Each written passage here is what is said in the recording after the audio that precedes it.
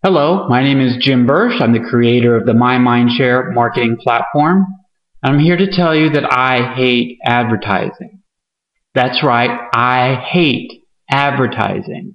In fact, I believe that advertising-supported media is corrupt and corrupting and deserves to die. That's right, that's what I'm saying.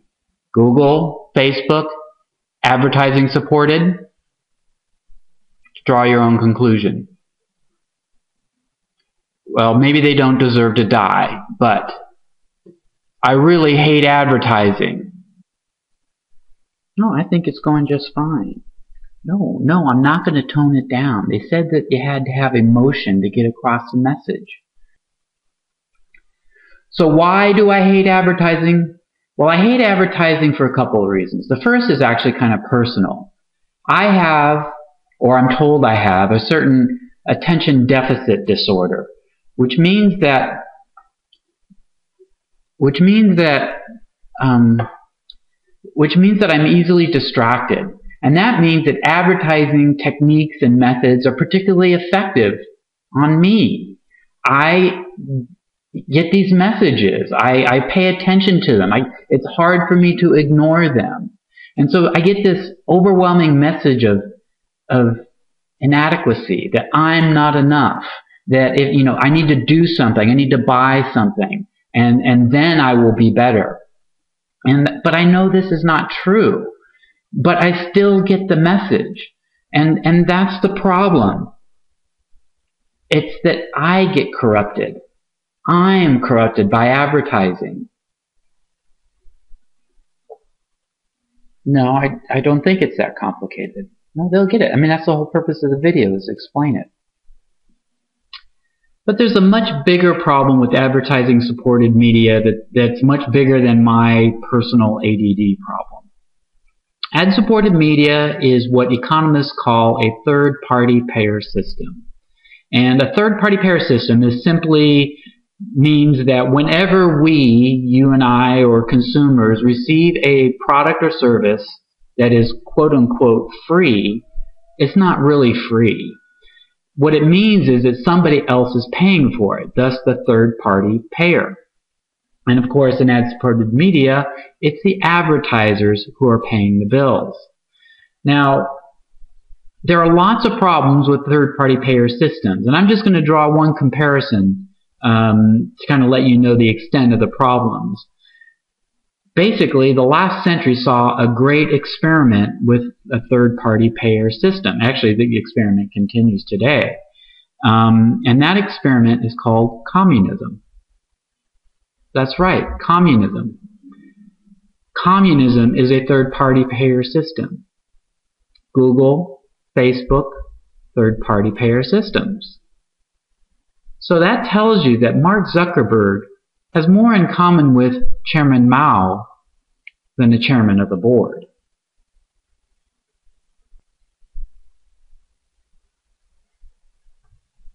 Come on, you're blocking. Move over. You move over. Come on. Okay.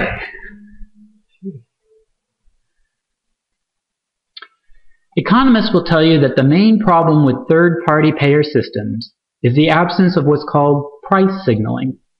Because an end user receives a product or service for free, they don't get any pricing information. So they have no idea what is relatively valuable and what is relatively inexpensive.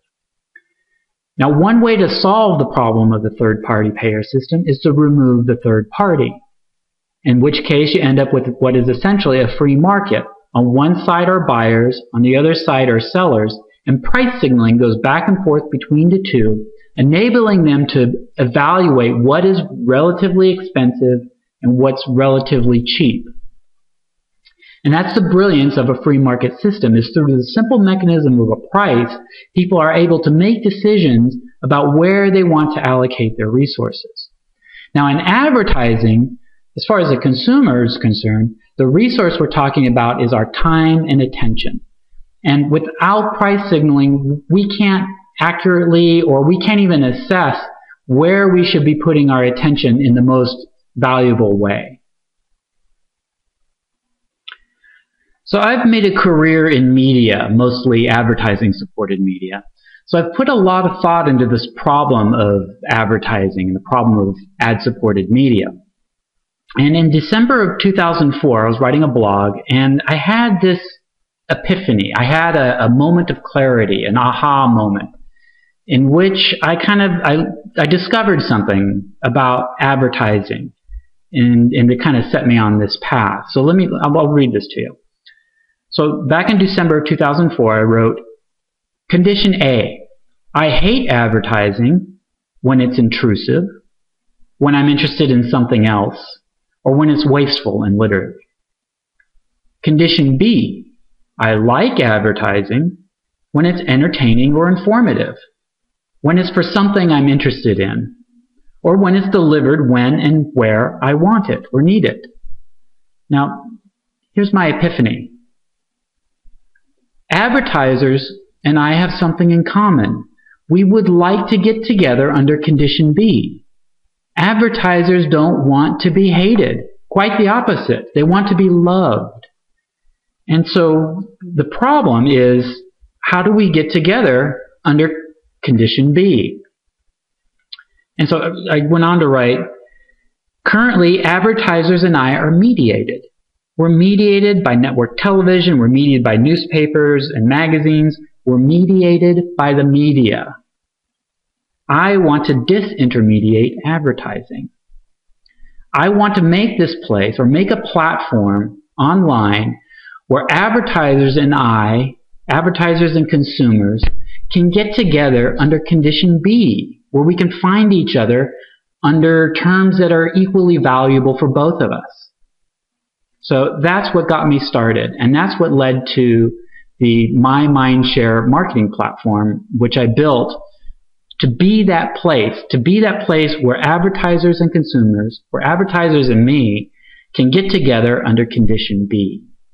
And I've been working on that ever since December of 2004. So I guess I'm obsessed.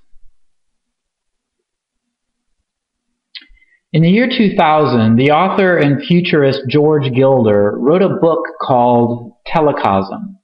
And in that book, he's theorizing about what would happen when the cost of bandwidth dropped to zero.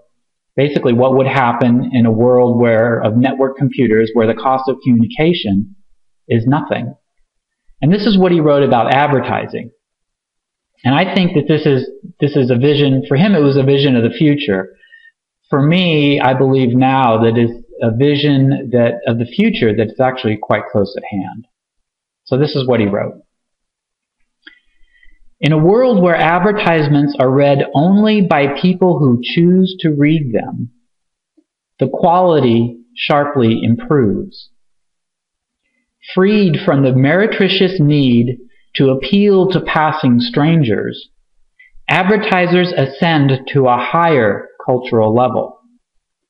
The hokiness and smarm we associate with Madison Avenue dissipates, and the advertiser makes an honest effort to convey as much information as possible in as compelling as possible a style.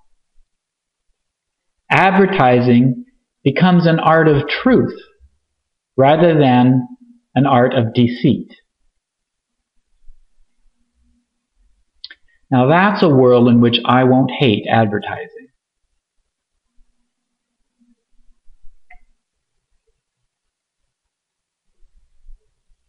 This won't work.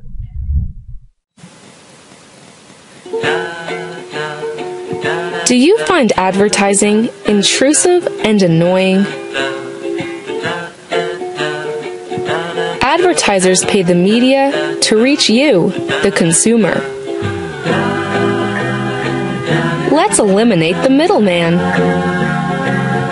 Imagine a world in which you are paid for advertising you want to see. Advertisers save money, and you control when you see advertising. Win-win. MyMindshare is your attention, what you pay attention to. MyMindshare 10-point declaration. My MyMindshare is mine. My MyMindshare is valuable. I have a right to sell, trade, or share my MyMindshare as I choose. Nobody is entitled to take my MyMindshare without my permission. Unsolicited and intrusive advertising amounts to MyMindshare theft. MyMindshare theft is wrong. I have a right to resist MyMindshare theft. I demand media that does not deal in stolen MyMindshare. I support media that respects my MyMindshare. The world is better when individuals control their MyMindshare and their media. Join us on the web at MyMindshare.com.